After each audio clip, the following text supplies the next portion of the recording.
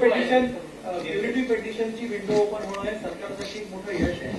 यासाठी अनेक तज्ञांनी काम केलेलं आहे. त्या तज्ञांना सोबत घेऊन क्युरेटिव्ह पेटिशनची विंडो ओपन एक त्याच्यामध्ये आणखी एक मुद्दा जी काल आम्ही बैठक घेतली सर्वपक्षीय बैठक घेतली त्याच्यामध्ये देखील जी भूमिका सरकारची होती की मराठा समाजाला आरक्षण टिकणारं दिलं पाहिजे, कायद्याच्या चौकटीत दिलं पाहिजे, हे देखील सर्व पक्षीयांनी मान्य केलं. आणि सर्वपक्षीय बैठकीमध्ये सर्व नेते आले, त्यांनाही मनापासून मी धन्यवाद देतो. आणि त्याचबरोबर जे काही राज्यामध्ये याला हिंसक वळण जे लागलं होतं ते देखील थांबलं पाहिजे आणि त्याच्यावर देखील योग्य तो उपाय सरकारने केला पाहिजे. अशा प्रकारची सर्वपक्षीय बैठकीमध्ये देखील चर्चा झाली. आणि मनोज जरांगे पाटील यांनी उपोषण आंदोलन मागे घ्यावं अशा प्रकारचं देखील आवाहन, विनंती आणि चर्चा कालच्याही बैठकीमध्ये झाली. त्यामुळे सरकार म्हणून आम्ही जे एक बैठक बोलवली सर्व पक्षीयांची आणि त्या बैठकीमध्ये सगळेजण आले आणि ते देखील या ठिकाणी नक्कीच त्यांना देखील धन्यवाद या ठिकाणी द्यायला पाहिजे. एवढं या ठिकाणी. आणि जे आपले आज खरं म्हणजे जे दोन आपले निवृत्त न्यायाधीश त्या ठिकाणी गेले, त्यांचे विशेष या ठिकाणी ज्या कायद्याच्या ज्या काही चौकटीमध्ये काय बसू शकतं, काय टिकू शकतं, हे त्यांना समजावून सांगण्याचा देखील त्यांनी प्रयत्न केला.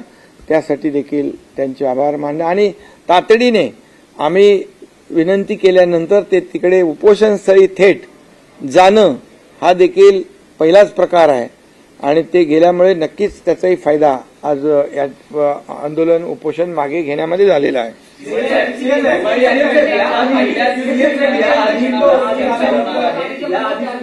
जरांगे पाटील उपोषणाला बसले होते त्यावेळेस तुम्ही भेट दिली होती. उपोषण आंदोलन त्यांनी मागे घेतलं होतं, पुन्हा ते सुरू झालं. हा तात्पुरता दिलासा आहे कारण त्यांनी 2 महिन्यांचा कालावधी दिलेला आहे सरकारला.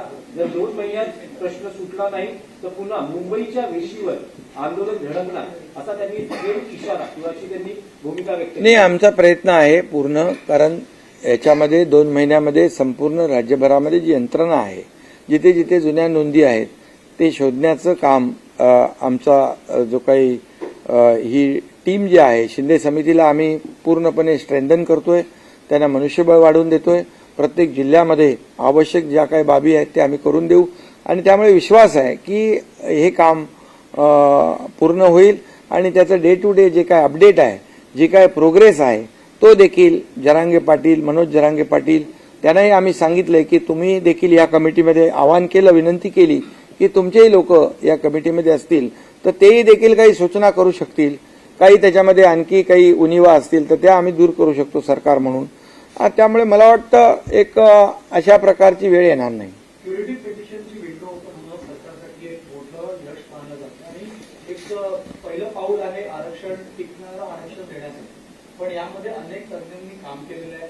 तर सुप्रीम कोर्टात क्युरेटिव्ह पेटिशनच्या माध्यमातून टिकणारं आरक्षण देण्यासाठी सरकार यांना एकत्रित घेणार का आणि कसे पाऊल उचलले जाणार? बिलकुल. ज्यांनी पूर्वी आरक्षण देण्यामध्ये काम केलेलं आहे, पूर्वी जसं देवेंद्रजी मुख्यमंत्री होते त्यावेळेस आपण आरक्षण दिलं, हायकोर्टामध्ये ते चॅलेंज झालं, पण हायकोर्टामध्ये टिकवण्यासाठी ज्या ज्या लोकांनी, ज्या सिनियर काउन्सिल असतील, तज्ज्ञ असतील, या सर्वांनी मदत केली आणि हायकोर्टमध्ये टिकलं. दुर्दैवाने सुप्रीम कोर्टामध्ये ते रद्द झालं. पण अशा वेळेस या सर्व टीमला त्यांचं सहकार्य आम्ही नक्की घेऊ आणि विश्वास आहे, कारण याच्यामध्ये जस्टिस भोसले आहेत, जस्टिस गायकवाड आहेत, जस्टिस शिंदे आहेत आणि निरगुडे आहेत. हे सगळे जे लोक आहेत ही पूर्वीच्या आरक्षण देण्यामध्ये ज्यांनी मोलाचा सहभाग घेतला, त्याचा मोलाचा वाटा होता, अशी लोक आणि आणखी जी सिनियर काउन्सिल म्हणून जे सरकारच्या वतीने सुप्रीम कोर्टामध्ये क्युरेटिव्ह पिटिशनवर काम करतील त्यांना देखील ही सर्व मंडळी टीम काम करेल. एक तर आम्ही कमिटी जाहीर केलेली आहे, जस्टिस भोसले कमिटी, ती सरकारला देखील मार्गदर्शन करेल आणि क्युरेटिव्ह पिटिशनच्या संदर्भात देखील जे काही आवश्यक आहेत त्याची ते मदत करतील. जस्टिस शिंदे कमिटी आहे त्याला देखील ती मदत करेल. म्हणजे दोन बाजूनी आपण हे न्याय देण्याचं काम करतो आहे. आंदोलन मोठ्या प्रमाणात झाली होती. जे गंभीर स्वरूपाचे गुन्हे नाही आहेत ते मागे घेण्याचा सरकार विचार करणार आहे. गंभीर स्वरूपाचे जे गुन्हे नाहीत आणि जे लोकशाहीमध्ये आपण आंदोलन ज्या पद्धतीने करतो असे जे काही गुन्हे आहेत ते आमच्या शिष्टमंडळाने त्यांना शब्द दिलेला आहे. सरकार देखील जे अगोदर म्हणजे जरांगे पाटील जेव्हा अगोदरच्या वेळेस उपोषणाला बसले होते त्यावेळेस देखील काही गुन्हे दाखल झालेले आहेत. त्यांची गुन्ह्याची पडताळणी करून आपण ते गुन्हे महत्वाचा प्रश्न होता तो कायदा सुव्यवस्थेचा आणि काही मराठा समाजाचे जे लोक होते ते आत्महत्या देखील करत होते. आजही अनेक ठिकाणी आंदोलन सुरू आहेत आणि आत्महत्येचे प्रमाण सुरू आहे. त्या संदर्भात नाही, मी तर यापूर्वी देखील आवाहन केलंय, विनंती केली आहे. खरं म्हणजे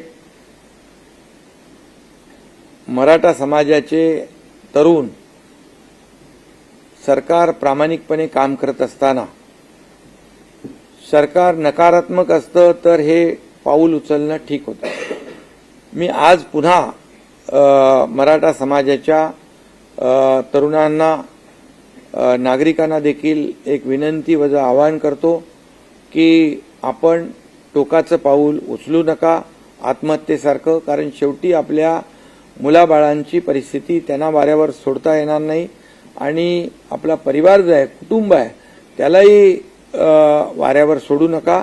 आणि सरकार पूर्णपणे मराठा समाजाला आरक्षण टिकणारं कायद्याची चौकटीत बसणारं देण्यास कटिबद्ध आहे, जबाबदारी आहे आणि त्याप्रमाणे आम्ही कामही करतोय. त्याचे रिझल्ट देखील आपल्या समोर आलेले आहेत. 2 लेवलला आम्ही काम करतोय. त्यामुळे मराठा समाजाने संयम राखणं आवश्यक आहे आणि तरुणांनी देखील संयम राखणं आवश्यक आहे. खरं म्हणजे काही ठिकाणी दुर्दैवी घटना घडलेल्या आहेत. काही ठिकाणी म्हणजे या आंदोलनाला गालबोट देखील काही लोकांनी लावलेला आहे. परंतु मनोज जरांगे पाटील यांचं म्हणणंच आहे की जे कोणी अशा प्रकारचे ज्यांनी गुन्हे जाणीवपूर्वक केलेले आहेत म्हणजे जाळपोळीच्या घटना असतील, तोडफोडीची घटना असतील, लोकांवर हल्ले असतील तर ते मराठा समाजातले आंदोलक होऊ शकत नाहीत.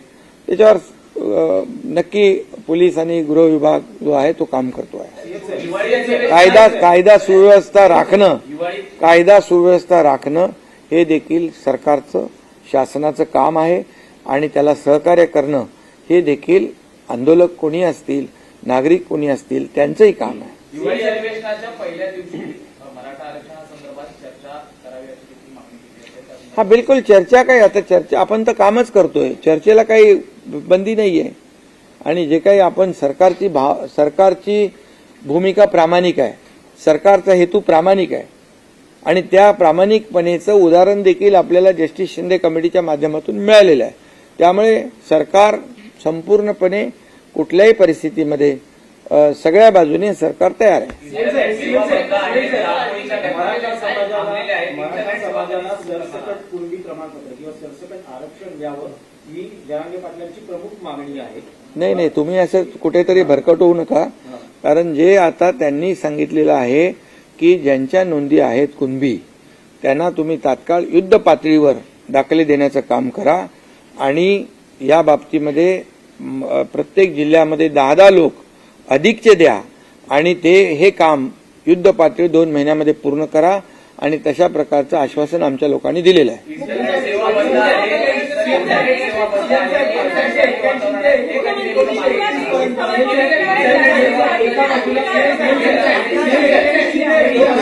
एकाने बोला कोणीतरी. अरे नाही, तुम्ही बोला. इंटरनेट सेवा देखील बंद आहे, त्या नेमक्या कधी मागे घेतल्या जाणार आहेत, परिस्थिती आता किती नियंत्रणात आहे? हे बघा, याच्यामध्ये कुठेही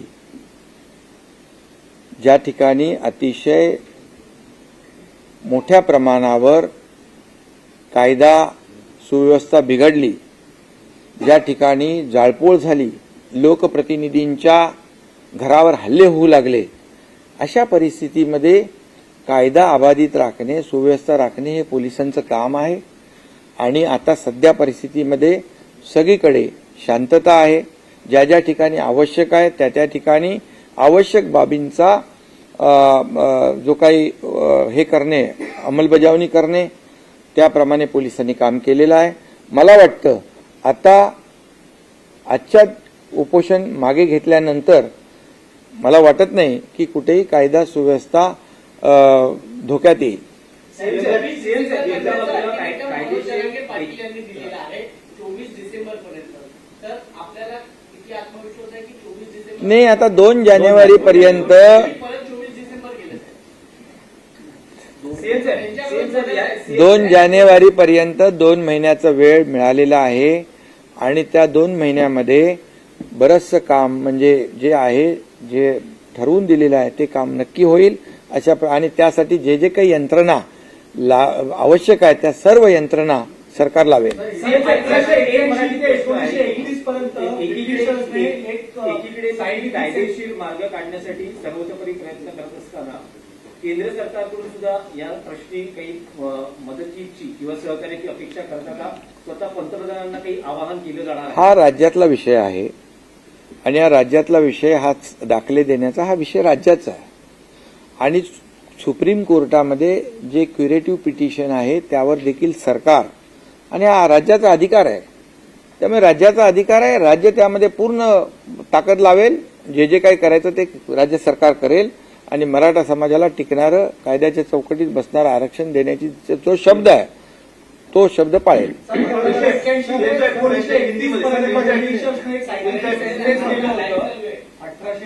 ते 1921 पर्यंत ब्रिटिशांनी सायंटिफिक सेन्सस केलं होतं. त्याचे गॅजेट आता अवेलेबल असतात. आता ह्याच्यामध्ये जस्टिस शिंदे काम करते, त्यांनी त्याचं काम दाखवलंय. 13,500 दाखले कुणबी नोंदी मिळालेल्या आहेत. त्यामुळे त्यांना विश्वास आहे. आणखी याची व्याप्ती आपण वाढवलेली आहे. त्यामुळे मला वाटतं त्यांच्या समितीच्या अंतर्गत याच्यावर आपण न बोललेलं ठीक आहे. हा, हिंदी बोला.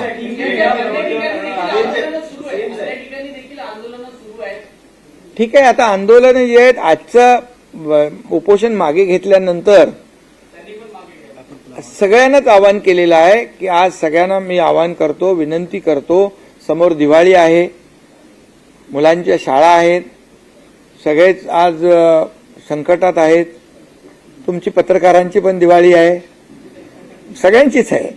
त्यामुळे तुम्ही पण जरा मी पुन्हा एकदा सांगतो की हा लोकशाहीतला 4था स्तंभ आहे.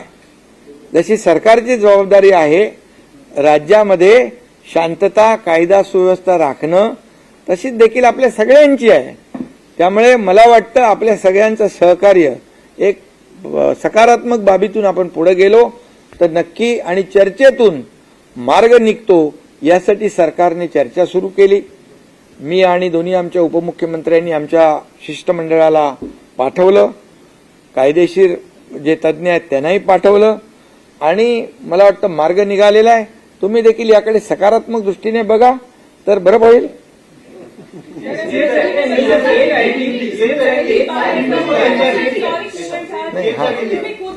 महिला पूरा देश इस घटना को देख रहा है. आज का जयंत पाटिल ने अपना उपोषण पीछे ले लिया है. पहली बार हमने देखा कि न्याय व्यवस्था भी खुद वहां उन्हें समझाने पहुंची.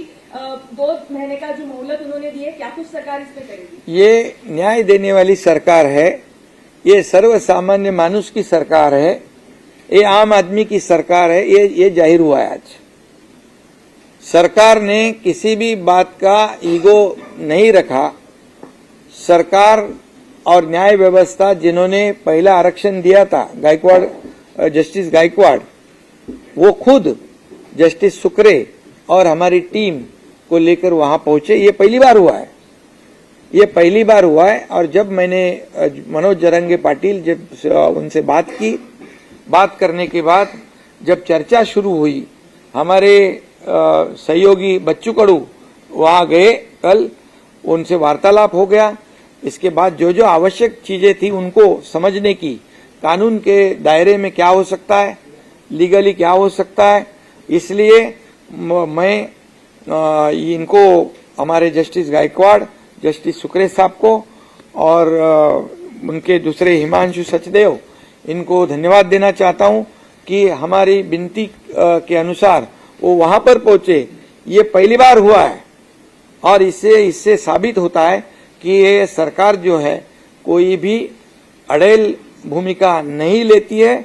ये सरकार सकारात्मक काम करना चाहती है और सभी लोगों को विश्वास में लेकर निर्णय लेना चाहती है।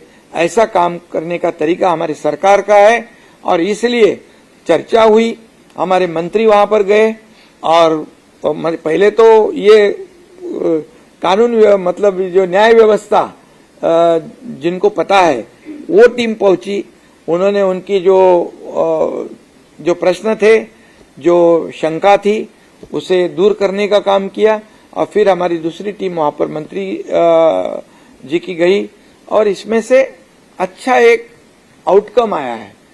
ये मनोज जरंगे पाटिल इन्होंने अपना अनशन उपोषण जो है पीछे लिया है। मैं उनको धन्यवाद देना चाहता हूं और मैं उनके सहयोगी जो है उनको भी धन्यवाद देना चाहता हूं। पूरे सकल मराठा समाज को भी धन्यवाद दूंगा क्योंकि सरकार ने जो उनको आह्वान किया था, उनको अनशन पीछे लेने का, आंदोलन का पीछे लेने का आह्वान विनती की थी, इसलिए उनको भी मैं बहुत बहुत धन्यवाद देना चाहता हूं। और कल जो सर्वपक्षीय सर्वदलीय बैठक हुई उसमें भी एकमत हो गया कि ये सरकार जो कानून के दायरे में बैठने वाला टिकाऊ जो आरक्षण देना है उसके ऊपर एकमत हुआ और मनोज जरंगे पाटिल जी ने आंदोलन पीछे